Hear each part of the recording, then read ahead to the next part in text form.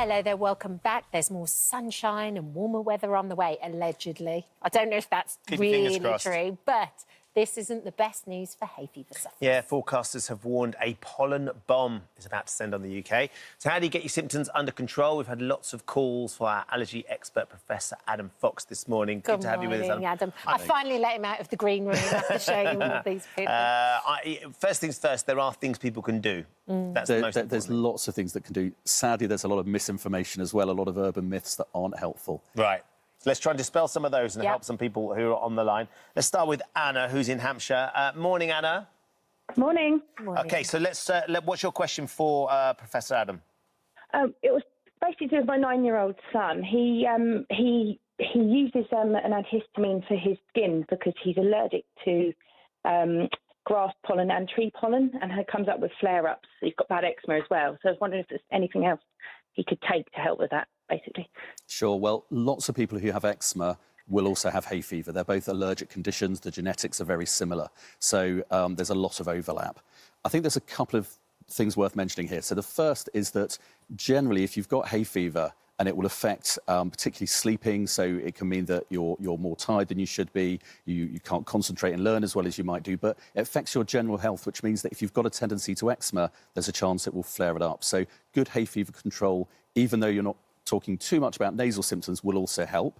So thinking about saltwater nasal sprays, maybe even prescription nasal sprays, as well as the antihistamines. But then also thinking about how the pollen might be affecting the skin, which does vary. Some people don't really find it affects them, others do. So thinking about pollen contact, so not drying clothes outside because they're going to collect pollen on a high pollen count day.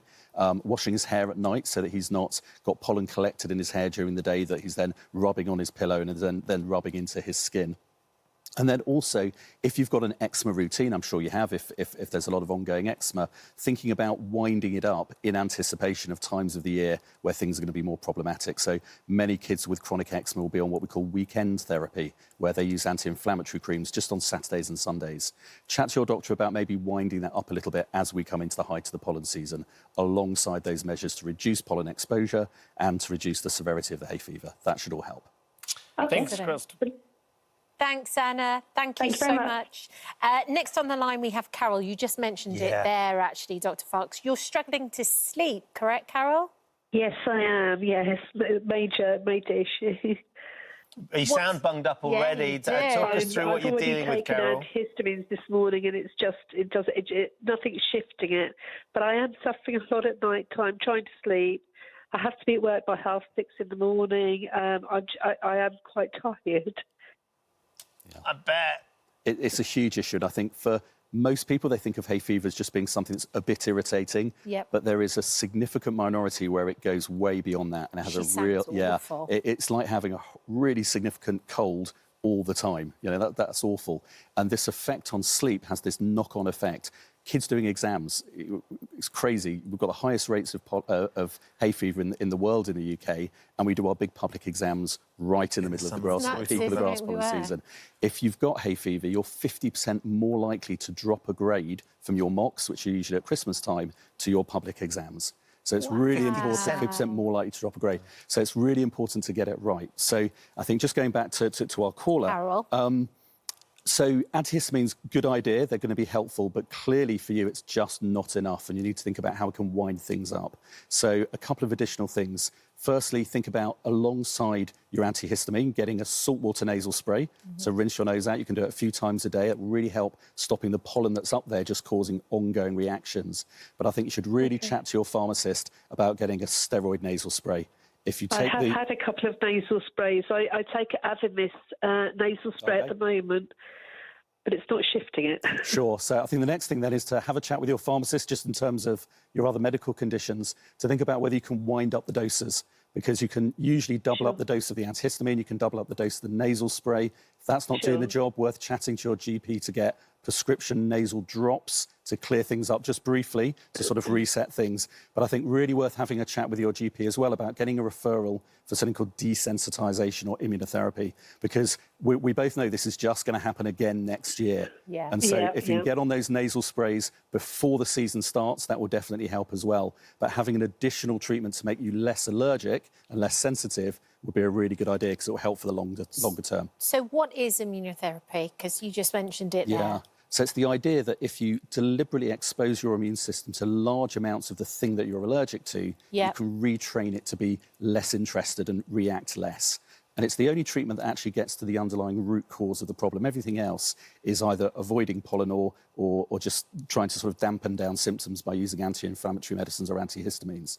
This actually reduces the severity of your allergy, and it can help in the longer term. It sounds like it might be quite a risk initially, though, so if you're going to expose somebody to a lot of what it is that they're allergic to. Well, traditionally, if you go back 40, 50 years, and it was usually done with injections, and they carried a very genuine risk. Wow. And in fact, between the 50s and the 80s, there were a number of deaths in the UK, which meant that really here, it sort of really almost disappeared as a treatment, whereas elsewhere in the world, it was continued, but it got safer and safer. We now do it in a different way. We use tablets rather than injections that go under the tongue. They're dramatically safer. So there's never been a death globally from any of these tablets. It's an entirely different proposition. It's something that you can do at home. And if you go look across the world in other places, it's used way more than we use it in the UK. But these are fully licensed treatments available on the NHS. But you have to get access to them, and that can be challenging. Carol, it might be interesting to try and talk to your doctor about that, but hopefully some of those ideas will help. Thank you very much. Thank you for calling. Good luck. Right, we're going to Manchester next. We've got Jamelia on the line. Hi, Jamelia. Oh, Jamie Lee, excuse me. Sorry, Jamie Lee. So, it's look, all right. we're just listening to Carol, and you could see how bunged up she was, and you've got problems with your sinuses as well. Absolutely. I mean, I'm very similar to Carol. I just wanted to know, really, if there's a specific antihistamine that helps more with tree pollen, because mine's more tree. Or if there's any lifestyle changes that I could make to reduce the allergy symptoms and the pressure around the sinuses, because it really does affect ears, nose and throat. Yeah, really, really good question. So there's not specific antihistamines for specific allergies, but what's really important is that you're using the right type of antihistamine. Often when people go and get advice in the first place from pharmacists, they might be recommended the old-fashioned short-acting antihistamines. Now, remember I mentioned about the school pupils who were 50% more likely to drop a grade. If they were taking the wrong sort of antihistamines, the short-acting, which are also sedating antihistamines, they were 70% more likely to drop a grade. Wow, because they make you a bit They make you feel even worse, exactly. Yeah. So make sure you're getting the long-acting, non-sedating ones. So loratadine, cetirizine, fexofenadine. Make sure that you're maximising your dose. The dose on the side of the packet, when you buy it over the counter, is quite conservative. So have a chat with your pharmacist about what would be reasonable given any other medical issues you've got, because often it can be increased.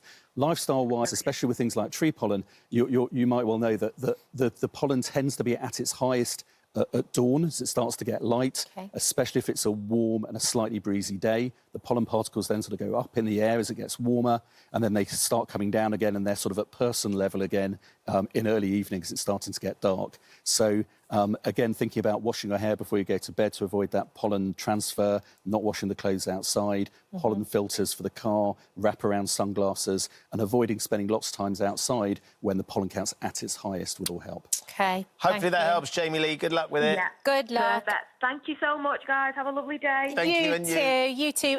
Let's go to Bruce now. He's got a quick question for us, and he said, when should I be mowing my grass? Are you a stripes guy, Bruce? He's not on the phone. Oh, is he not? He's sitting at home trying to work mowing it his out. grass. Yeah. We had Daisy on earlier. We're trying to improve our lawns, but lots of people... I mean, Bruce said he has hay fever.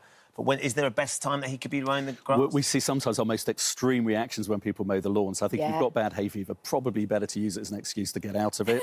But there's going to be, remember, pollen is seasonal. So it's going to be fine as long as you're outside the grass pollen season, which typically runs from sort of March, April, nowish time to peaking in June. And again, thinking about time of day. But in truth, if you've got troublesome symptoms, it's just not a great idea to Get Jason Donovan round to cut your lawn. Oh, he does a beautiful line. Nice just quickly, Lorraine, can I safely breastfeed with hay fever medication? Short answer is yes. All the common antihistamines seem to be absolutely fine. Good news. Amazing. Thank you so much. Thank you, Adam. Thank you for that. Joining us this morning. Really, really important. Yeah, really important. Coming up next from